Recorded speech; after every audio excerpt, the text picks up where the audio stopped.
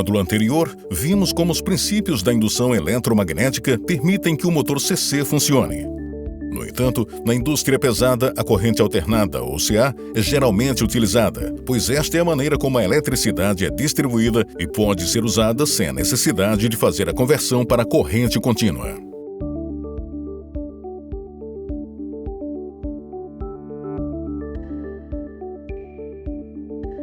Além disso, a fonte de alimentação CA é trifásica, o que apresenta vantagens que iremos explorar em breve. Mas como podemos fabricar um motor de corrente alternada?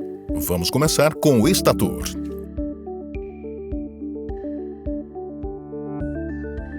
O núcleo do estator de um motor CA é um cilindro de aço feito de centenas de chapas ou lâminas empilhadas e prensadas. As chapas formam ranhuras ao longo do comprimento do núcleo do estator, nas quais as bobinas de fio de cobre isolado, chamadas de enrolamento, são inseridas.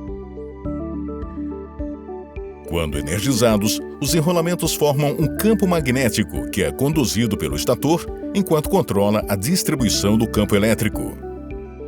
As bobinas do enrolamento são espaçadas uniformemente ao redor do estator em pares. Neste exemplo, cada par está defasado 120 graus do anterior. Esses 120 graus são significativos porque esta é a defasagem elétrica das 3 fases na fonte de alimentação AC. Quando aplicamos cada fase ao seu par de bobinas correspondente, os campos magnéticos gerados também estarão defasados de 120 graus. O resultado é um fluxo magnético rotativo que viaja pelo estator. Se colocarmos o eletroímã que fizemos anteriormente no estator e aplicarmos uma corrente nele, o seu campo magnético irá interagir com o do estator e começará a girar. Se adicionarmos um eixo, teremos o motor CA. Este projeto de motor, conhecido como motor síncrono, gira na mesma velocidade que o fluxo girante e não precisa de um comutador como no motor CC. Mas ainda precisa que o rotor forneça um campo magnético ativo, seja com um eletroímã alimentado por corrente contínua, como no exemplo, ou com ímãs permanentes. Motores síncronos podem ter algumas vantagens e são usados em certas aplicações industriais, mas existe outro tipo de motor CA que é ainda mais simples.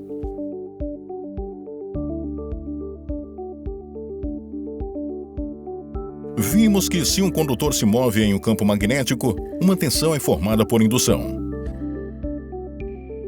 Quando um par de condutores paralelos, como o rotor do nosso motor CC, é colocado no estator, o fluxo magnético rotativo induzirá uma tensão, que por sua vez cria uma corrente elétrica através dos condutores. Essa corrente cria seu próprio campo magnético, que irá interagir com o do estator e causará movimento. Essa corrente só será induzida enquanto o rotor estiver em movimento em relação ao campo rotativo, o que significa que isso só acontecerá quando o rotor girar mais devagar que o campo do estator. A boa notícia é que o rotor desacelera por causa da carga acionada e também devido ao atrito e outras perdas, por isso sempre gira mais devagar. A diferença entre a velocidade de giro do campo do estator e a velocidade real de giro do rotor é chamada de escorregamento. Quando houver escorregamento, o motor é chamado de assíncrono. Por isso, teremos um torque utilizável sem precisar aplicar energia ao rotor. A corrente necessária foi induzida pelo estator. Assim, criamos um motor de indução.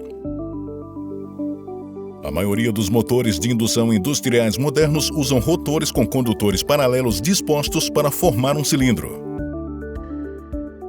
Com um anel em cada extremidade unindo os condutores, o rotor forma uma gaiola, o que deu origem ao nome gaiola de esquilo. Motores modernos também usam mais pares de enrolamentos para aumentar o número de polos, de 2 para 4, 6 ou mais, criando um campo magnético mais uniforme.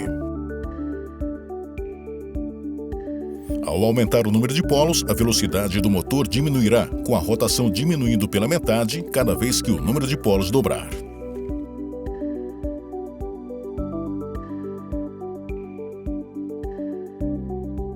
Embora os motores de indução possam ser ligados diretamente à rede e girar a uma velocidade fixa com base na frequência da rede, a velocidade do motor pode ser controlada com precisão e sua eficiência melhorada ao ligar o motor a um inversor de frequência.